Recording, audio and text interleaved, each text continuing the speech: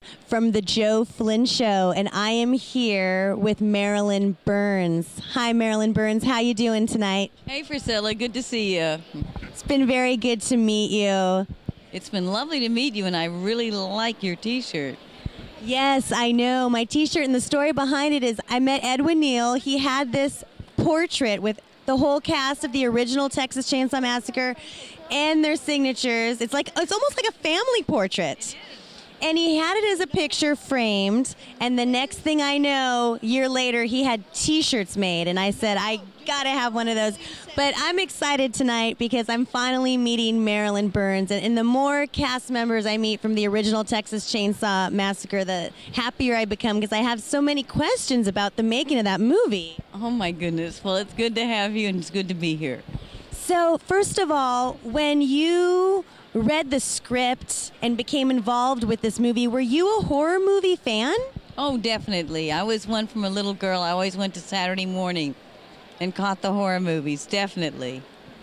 Now, when you read the script, what did you think? I thought, we're doing a horror movie in Texas, yay, and I get to be in it. It's mainly what I thought. And also the title of it was Head Cheese, so I wasn't too swift on that. I couldn't understand the title. First, someone had to tell me what head cheese was. And once I learned, I even wished it wasn't the title. Thank goodness it changed. They changed it to the scum of the earth, which again, I wasn't too happy about being. Hi, Daddy, I'm in the scum of the earth today. Well, you figure. So I'm glad they settled on another title. Yeah, I don't think I would have been okay with those two titles either. The Texas Chainsaw Massacre kind of seems more realistic, almost like you're about to watch a story of what really happened. Now, you did a great job.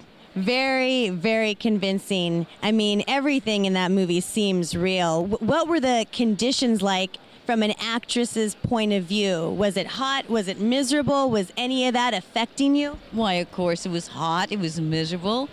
It was pretty much reality. We were very, very, very low budget, and everything that could happen that go wrong did, all adding to the performance.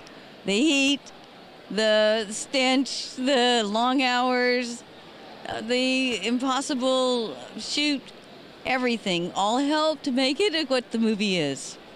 How did you guys eat?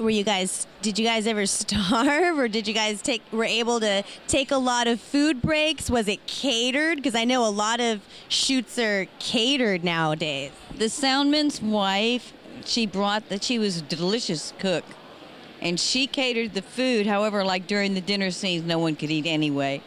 But when we did have food, it was really good, and she did take care of us, and it was really. That was one thing that was wonderful, you know. Because who would have thought? She just happened to know how to cook and be the wife that gets stuck feeding the cast members. And what was it like working with the cast? They were all great. Every one of them is a great friend today. Paul Partain, who unfortunately is no longer with us, to play my brother Franklin. I never knew he was such a nice guy to many years later, because he always stayed in character even when the shots were done. And he'd go, Sally, give me a Coke. I'd say, you're not crippled, Paul. Go up and get your own Coke. And he'd sit there and go, I want a Coke. And we wanted to kill him. But we didn't know he was staying in character. We actually all hated him. It worked great for the actors, but we didn't know he was a nice guy to many, many years later. When he went, I'm sorry, you guys, but I had to stay in character. Y'all wouldn't have taken me for real. I'm going, no kidding. But did you have to be set up to an obnoxious, you know what? But it really worked, and it shows in the film. And what was it like to have Tobe Hooper as a director? Well, he was awesome. Of course, we didn't know what to expect. And what do you do when you're in Head Cheese or Scum of the Earth? You never know what you're going to get. However, I knew some of Tobe's credits and what he had done in the past, so I had pretty good confidence in him. And with what I knew of his background, that was comfortable. So you trusted him because, after all, who else are you going to trust unless you're director? Now, the scenes where you're running and you're running away from Leatherface with that chainsaw, I mean, you look exhausted, tired. How many times did you have to redo those scenes? I mean, did you guys get it all filmed in one swoop? I mean, what was that experience like? Because that must have been exhausting to show that emotion on film. We didn't have enough track to lay the track down to put the camera on to dolly it. So what we'd have to do is shoot a small portion, lift the track, clean the grass, lay down the track, and shoot again. So just the excruciating time it took to do that, and the heat and the tension and the tempers, just to keep moving at that snail's pace because we were so low budget, just enhanced all of our performances to the max. Because by the time we finished our wrap in the middle of the night, we were all ready to kill each other. Wow.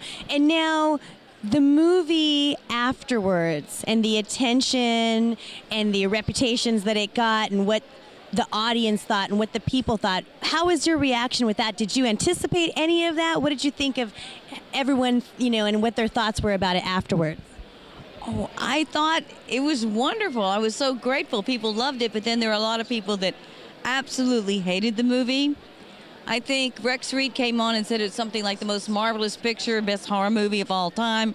Johnny Carson came on The Tonight Show and said it was a despicable piece of God knows what. So between Johnny and Rex Reed, you were kind of divided. And then the people in the theaters, you had long lines of chainsaw, and then you had people throwing up, people causing riots, So it was all mixed up, which made the box office get bigger and bigger and bigger anywhere it went. So we were all amusingly surprised, shockingly surprised, and it was quite wonderful. We just didn't expect that, no. I do think the title, The Texas Chainsaw Massacre, was a big asset. I mean, how can you not go see the Texas Chainsaw, thank you, Massacre? And I think what you're saying is interesting, too, that back then, Johnny Carson